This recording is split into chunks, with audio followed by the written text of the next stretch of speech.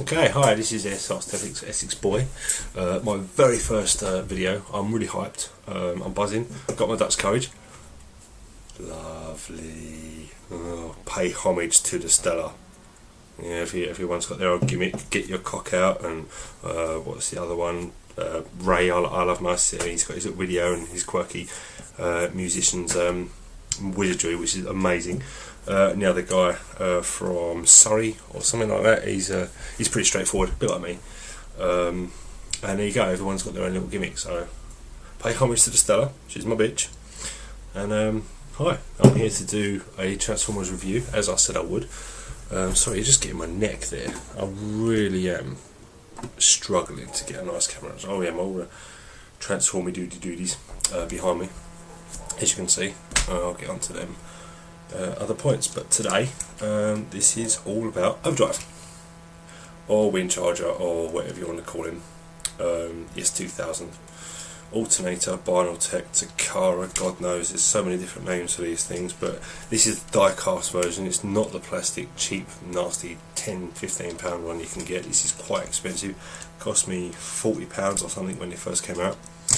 Or is it backstory? Yeah, alternators appeared and I was like, oh my god, where did they come from? Are they homage? Are they like, you know, a new line? Because it started with Smokescreen, I think, as you can probably see behind me there.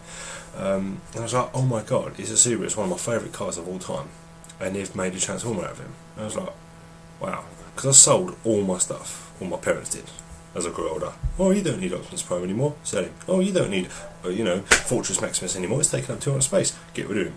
Boot sale. Oh my god, all my Transformers, Lego, Star Wars, you name it, all the geeky stuff that happened in the 80s, He-Man, Action Man, just gone. Anyway, but then I was browsing on the internet one day and there we go. Oh, I love that bitch. Anyway, cut long story short, I bought a load of alternators and yeah, maxed out my credit card, got into trouble, and here we are today. Sorry about the frame rate, it's a really crappy camera, it's a really crappy connection, and I just hope that the audio's kicking out okay. Anyway, back to the toy, because I don't know how much time I've got. Like I say, it's all die cast, lots of die cast. He's got a really funky interior. He has got a roof, which goes on instead of this like plastic, like roof down equivalent sort of thing.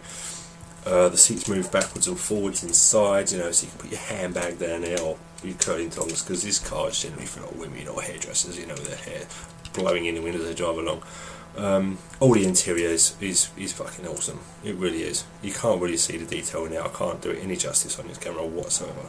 The boot's plastic and opens and shuts. The back panels there, which become his shoulders or his arms or something like that, and the front, which becomes his feet later on. That's kind of plastic. The doors are metal. He's just awesome. He's the smallest out of all of them, as far as I'm aware, and he's just so cute. And if you like your cars and you like your corgi collectible motors, like the E-Type Jag and stuff, you see in garages, and motor stops and stuff like that. You just plonk it on its stand, and I tell you what, people have come in and go, oh, that car's really nice. Goes, yeah, it turns into a robot as well. They're like, what? And I was like, yeah, it's a really unique, and there's no kibble on it whatsoever. Okay, you can see his head underneath, but like when you've got it on the display, who looks underneath the car when it's on display? The doors open, the bonnet opens to reveal the engine. I'm not going to do all that rubbish because I don't think I've got the time. I'm just going to get on to the transformation, and I'll be back in a sec, because I'm not going to do it on time because it's just aching my arms just holding the bloody thing up. But as the videos go on, I'm sure I'll evolve and progress and get better. Okay, back in a sec. Okay, I'm back. Probably took like less than a second for you, but it took me a little while because his feet were doing my nutting, and I couldn't figure out how to deploy them, even though I transformed him back into car the other day, ready for this video. Anyway, there he is in all his glory. He's got I think it's a sniper weapon because it's really long. I have seen one video with a guy, he didn't have the actual prop shaft actually on the gun. I thought that was really weird, because the way it does, the way it works is the engine sits in the bonnet, in the bonnet, and then you've got a little radiator piece, and then it sort of, let me show you, it sort of goes like that inside the car, and you've got the engine block there, and the radiator sort of thing. It might be an intercooler or something, and then you've got like a prop shaft. I think that's a really, really nifty idea, and also it goes underneath the car, and you can see the prop shaft underneath the car. So there you go. He's really, really articulate. You know, his legs bend and twist and all over the place. His waist moves, his arms up and down. You know, pretty suggestive in that sort of manner. Very, very suggestive actually. I figured that out straight away as soon as I transformed the. I thought, oh, that's kind of rude. The head moulds are amazing. They really are. It's my favourite piece about the alternators. They've spent a lot of time on the moulds, I think. No kibble. Okay, he's got a little skirt on the back there. His windscreen. But hey, there's nothing wrong with that. The kibble.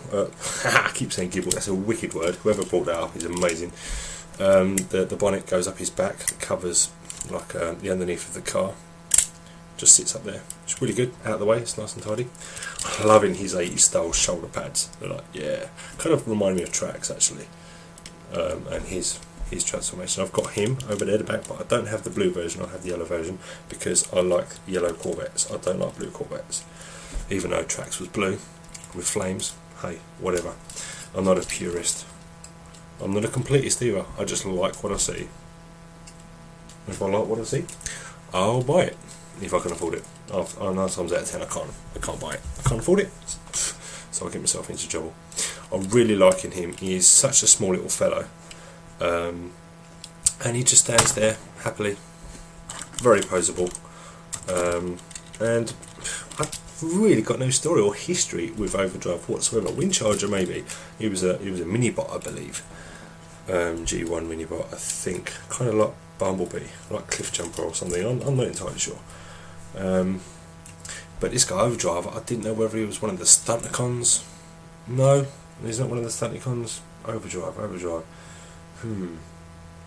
No idea. If anyone wants to post a comment, let me know. You know, educate me. I'm like a sponge. I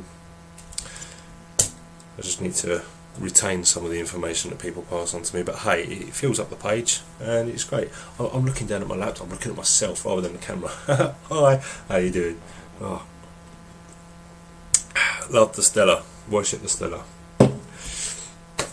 Anyway, I hope you've enjoyed the video, as well, it's my first video, I'm a virgin. Anyway, this has been Essex Boy, or Airsoft Essex Boy. Like I say, it's all gonna come good. You know, the videos, the frame rate, for crying out loud. I'm sorry, it's all stop motion. I should have done stop motion transformation, but no, I will get better. I will evolve, and I will do my hair next time. Anyway, love ya.